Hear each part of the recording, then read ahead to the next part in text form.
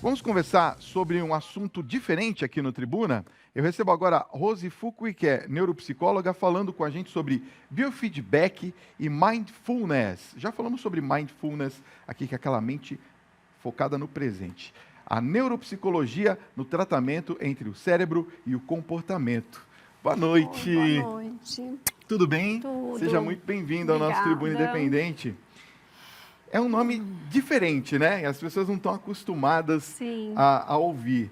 Explica pra gente o que é o biofeedback e mindfulness. Bom, o biofeedback, ele é uma técnica, né, terapêutica que utiliza alguns aparelhos eletrônicos para medir as funções corporais. Então, você consegue medir frequência cardíaca, a o quanto da temperatura da pele, e através dessa medida você vai ensinando o paciente a fazer cliente, enfim, fazer alguns exercícios de relaxamento enquanto ele vai monitorando o seu funcionamento fisiológico. Tá. E aí a gente consegue ter um equilíbrio ali das emoções junto com o controle fisiológico do paciente. Agora, quais são, Rosi, as principais limitações assim de ser um neuropsicólogo no Brasil?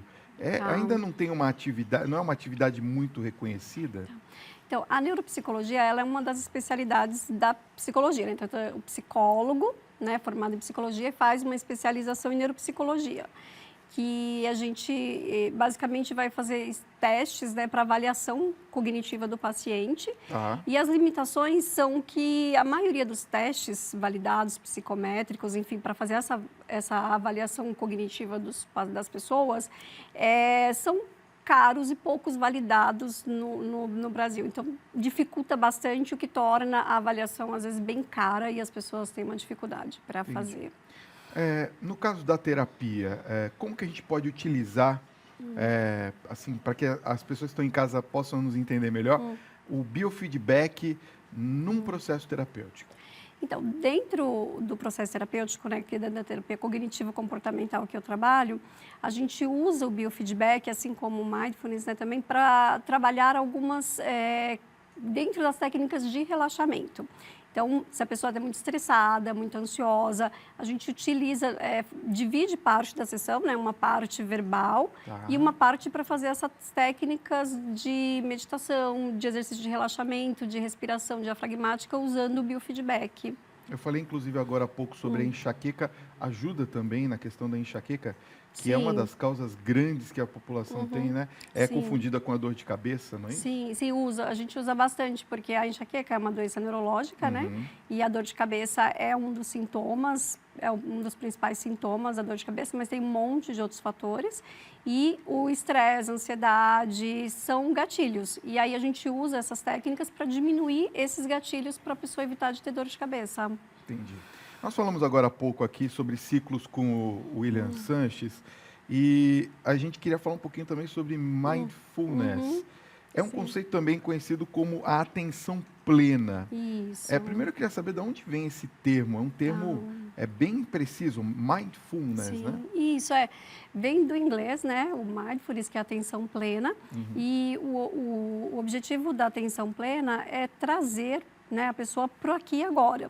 Então, ela conseguir regular a sua emoção e a sua atenção para ela estar presente como um todo nos ambientes onde ela estiver, né? Porque com o estresse, com a ansiedade de hoje em dia, até ele comentou antes, né, que eu estava ouvindo a entrevista dele, as pessoas geralmente estão em um ambiente, mas a mente está em outro, né? Então, com a atenção plena, a gente trabalha bastante isso para a pessoa desenvolver essa atenção e passa a ter um estado psicológico pleno. Então, ela está presente, de fato, em todos os lugares onde ela esteja. Agora, como é que é aplicada essa técnica no caso da psicoterapia? Então, dentro da psicoterapia, a gente divide, dentro ali da divisão das sessões, né, a gente usa um período curto, né, dentro da sessão para fazer essa técnica, ensinar a pessoa a fazer a meditação para que ela possa fazer todos os dias na casa dela, porque o ideal é que seja feito todos os dias, com uma certa regularidade. Isso daí é que faz você ter cada vez mais atenção? Isso. É isso? Porque muitas das vezes a gente faz as coisas no automático mesmo. Isso. Dirigir, né? Agora, Isso. eu vou fazer uma pergunta técnica, posso? Pode. A gente está acostumado aqui com o trânsito de São Paulo, que aliás não é fácil, trânsito Uhum, de São Paulo. sim, E motoristas, por favor, né, não mexam no celular enquanto estão dirigindo. sim. E a gente vê essa falta de atenção. Isso prejudica o cérebro? Sim, sim, sim, porque acaba aumentando, né, o nível de desatenção, aumenta o nível de ansiedade, né, no dia a dia. E para quem tem enxaqueca é um dos gatilhos, né? Geralmente ficar no trânsito aumenta o estresse, aumenta a ansiedade. A desatenção já é uma característica também de quem tem enxaqueca, porque a enxaqueca prejudica as Tá. funções cognitivas. E aí, geralmente, as pessoas se distraindo muito, né, com o celular, com outras coisas, piora ainda mais, A né? gente vê isso em todos os ambientes, até nos Sim, eventos, festas. sim, sim, Passa 5 minutos que a gente está no olho, né? sim, sim, Dali a 2 minutos já está todo mundo no celular, né? sim, as pessoas não vivem o O momento momento do presente. agora. Na sua opinião, qual que seria a principal vantagem dessa técnica da mindfulness? Então, a principal vantagem é ela trazer realmente a pessoa para o aqui e agora, tirar desse estado automático. Então, as pessoas vivem no automático, então corre para cá, corre para lá, faz uma coisa, faz outra, e a mente, às vezes, não acompanham o movimento. Então, eu estou no trabalho e eu estou pensando nos problemas de casa, eu estou em casa, eu estou pensando nos problemas do trabalho. Com essa técnica, você consegue focar onde você está, e aí você tem uma produtividade melhor ali naquele ambiente, e aí não leva as preocupações para os outros ambientes, para os outros locais onde você vai. E eu consigo, por exemplo, melhorar, inclusive, a minha capacidade de mentalização, de eu poder identificar alguma coisa mais rapidamente?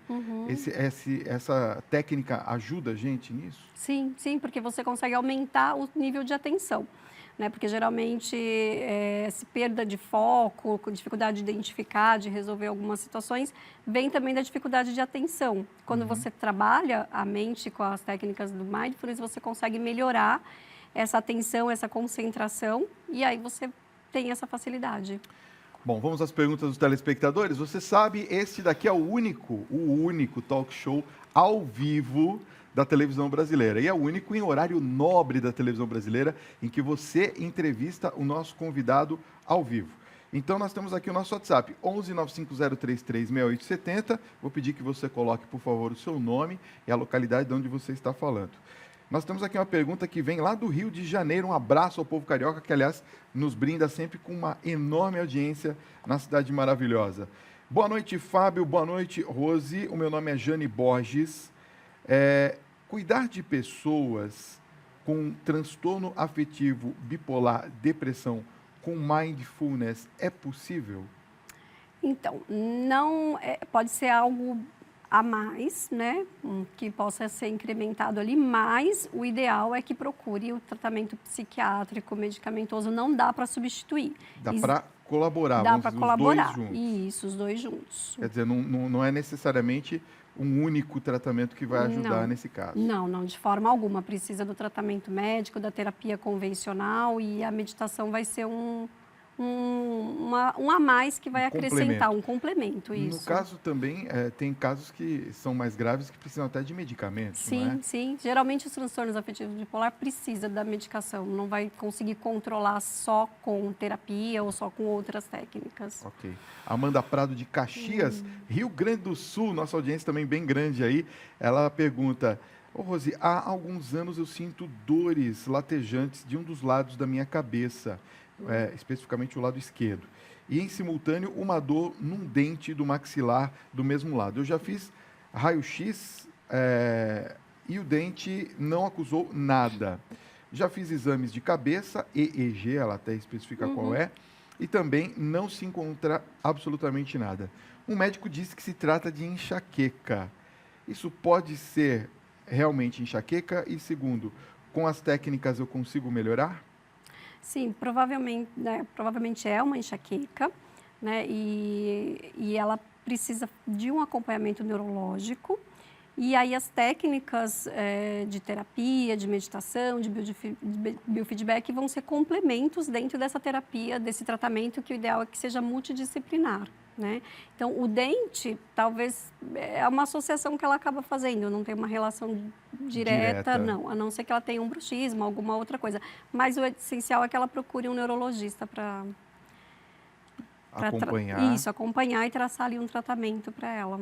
O Pedro Souza, de Diadema, aqui em São Paulo, pergunta: existe uma forma de tratar a enxaqueca crônica diária que há anos não responde a analgésicos e fibromialgia simultaneamente?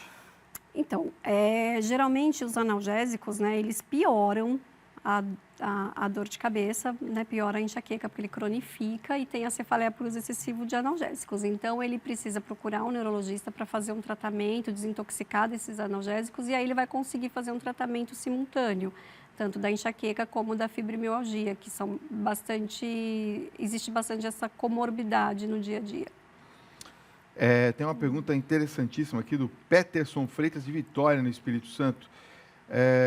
Doutora, biofeedback pode ser feito em crianças e adolescentes também? Qual seria a sua recomendação? Sim, pode. Aí depende das técnicas que você utiliza, né? Porque o biofeedback ele tem alguns joguinhos que você vai utilizando. Então, para criança, você tem que buscar uns joguinhos mais dinâmicos ali de acordo com a idade. Então, só as técnicas de relaxamento, de meditação, para criança não vai funcionar muito bem, que não vai ser atrativo para elas. Para o adolescente já dá para você usar as mesmas técnicas que você usa com os adultos. Ok. Tem uma pessoa aqui que perguntou a respeito de crianças que têm um déficit de atenção. Também nesses casos, né, são importantes. Isso. A Érica Araújo, de Paraty, também no Rio de Janeiro, pergunta: eu gostaria de saber a eficácia do Botox contra a enxaqueca. Botox é aquele mesmo da... Sim. Isso, Eu tenho tido várias crises, já tentei fazer tratamento com medicamentos antidepressivos, mas nada resolveu. E algumas pessoas me sugeriram fazer o Botox. Será que funciona mesmo? E eu pergunto, é o mesmo da plástica, não? Então, só que assim, os pontos de aplicação são diferentes, né? Então, é diferente, né? Porque são vários pontos, 31 pontos que é aplicado, quem é o neurologista que vai indicar, e a eficácia é muito boa, assim. A gente, lá na clínica, usamos bastante com os pacientes e a resposta é muito boa. Então, né, geralmente ela falou, antidepressivo não são muito indicados, porque alguns podem piorar, inclusive a enxaqueca. Né? Então, pode sim, procure um neurologista e veja essa questão do Botox, que é bastante recomendável, sim. Tá. A Valéria, de Brasília, Distrito Federal, pergunta: o Mindfulness ajuda a melhorar a insônia? Ajuda. O Mindfulness, ele tem evidências, né, que ele ajuda a melhorar a insônia, ansiedade, dor de cabeça. Então, tem vários estudos usando o Mindfulness em vários segmentos.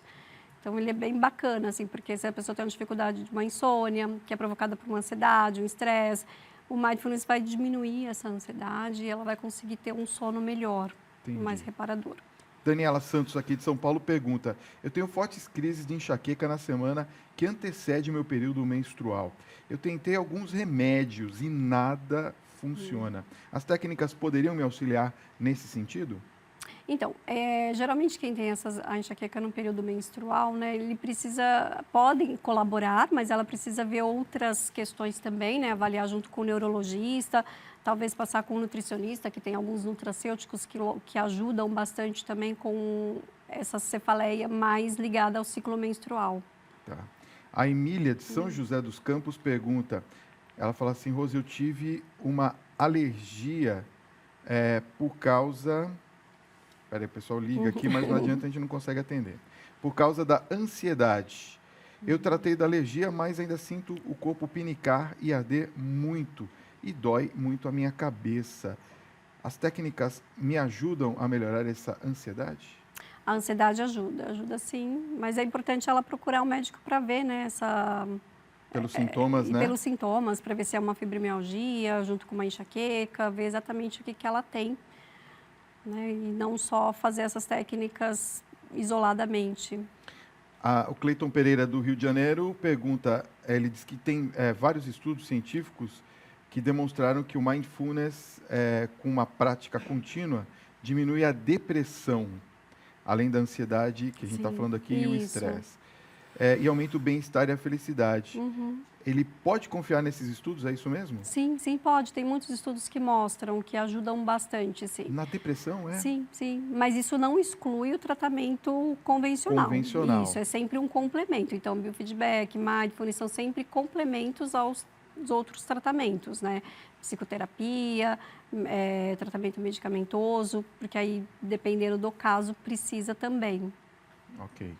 Quero agradecer sua presença, Rose Fukui, neuropsicóloga, nessa noite aqui no nosso Tribuna Independente. Obrigado por ter vindo. Quero passar os contatos. Olha, o Instagram é @psicóloga_Rose Fukui, está aparecendo aqui no vídeo. Bate uma fotinho para depois você acessar direitinho. E o telefone, esse é da clínica? Isso, é da clínica. 11 São Paulo, 5084-6339. 5084-6339. De repente você não conseguiu fazer uma pergunta aqui, já pode ligar direto para a Rose. Obrigado pela sua presença aqui no nosso Tribuna Independente. Deixa eu te cumprimentar aí. Obrigado por ter vindo, tá? Nada, eu que agradeço.